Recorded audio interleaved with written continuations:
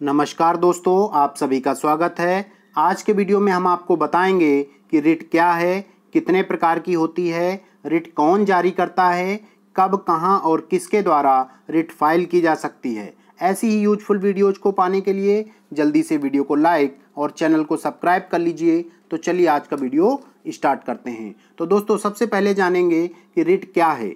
यदि भारत में नागरिकों के मूल अधिकारों का राज्य द्वारा उल्लंघन किया जाता है तो नागरिकों को राज्य के विरुद्ध न्यायालय में याचिका दाखिल करने का अधिकार संविधान में दिया गया है।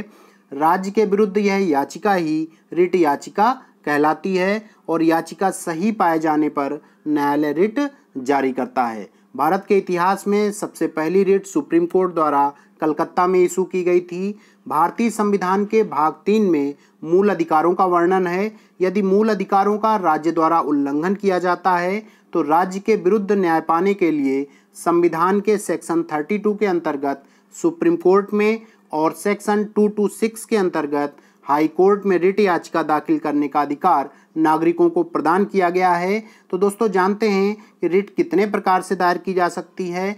तो संविधान में 5 प्रकार की रिट्स कोर्ट द्वारा इशू की जाती हैं। कौन कौन सी हैं? तो देखिए, सबसे पहले है बंदी प्रत्यक्षीकरण, दूसरा है परमादेश रिट, तीसरा है प्रतिषेध रिट और चौथा है उत्प्रेषण लेख और पांचवा है अधिकार प्रच्छा। तो देखें, विस्तार से जानते हैं इनके बारे में। तो सबसे पहले हम जानेंगे बंदी प्रत्यक्षीकरण के बारे में। तो यह रिट उस अधिकारी के विरुद्ध दायर की जाती है जो किसी व्यक्ति को बंदी बनाकर रखता है। कोर्ट द्वारा इस रिट को जारी करके कैद करने वाले अधिकारी को यह निर्देश दिया जाता है कि वह गिरफ्तार व्यक्ति को कोर्ट में पेश करे। इस रिट का उद्देश्य मूल अधिकार में दिए गए दैहिक स्वतंत्रता के संरक्षण के अधिकार का अनुपालन करना है। यह रिट अवैध बंदीकरण के विरुद्ध प्रभावी कानून राहत प्रदान करती है। तो दूसरी रिट के बारे में जानते हैं। दूसरी है परमादेश रिट। तो यह रिट न्यायालय द्वारा उस समय जारी किया जाता है जब कोई लोक अधिकारी अपने कर्तव्यों को निर्वहन से इनकार करे और जिसके लिए अन्य कोई विधिक उपचार प्राप्त न हो। इस रिट के द्वारा किसी लोक पद के अधिकारी के अतिरिक्त अधीनस्थ न्यायालय या निगम के अधिकारी को भी यह आदेश दिया जा सकता है कि वह सौंपे गए कर्तव्य का पालन सुनिश्चित करे। तीसरे का जानते हैं कि प्रतिषेध रिट क्या है।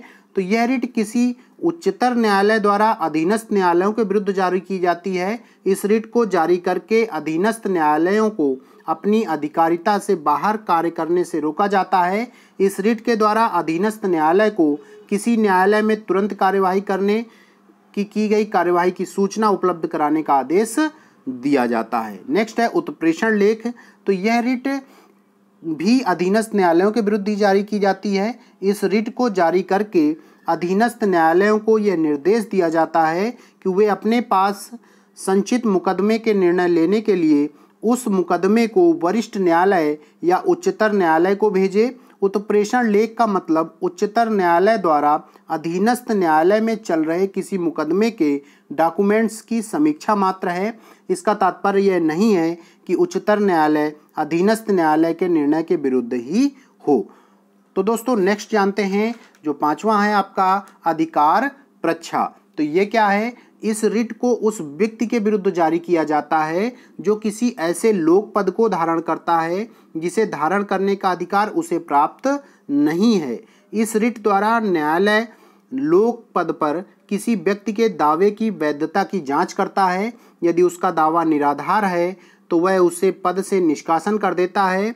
इस रिट के माध्यम से किसी लोक पद अधिकारी को अपने अधिकार क्षेत्र से बाहर जाकर आदेश देने से रोका जाता है। तो दोस्तों, ये इसके टाइप्स थे और इनके बारे में जानते हैं कि ये कहाँ से जारी किए जाते हैं। तो ये कोर्ट्स आपको मैंने बताया कि हाई कोर्ट और सुप्रीम कोर्ट के द्वारा जारी किए जाते हैं और इनको कोई भी नागरिक एक वकील के माध्यम से अप्लाई करा सकता है। तो दोस्तों, हमारे द्वारा दी गई जानकारी कैसी लगी ज़रूर बताएं। बहुत बहुत धन्यवाद।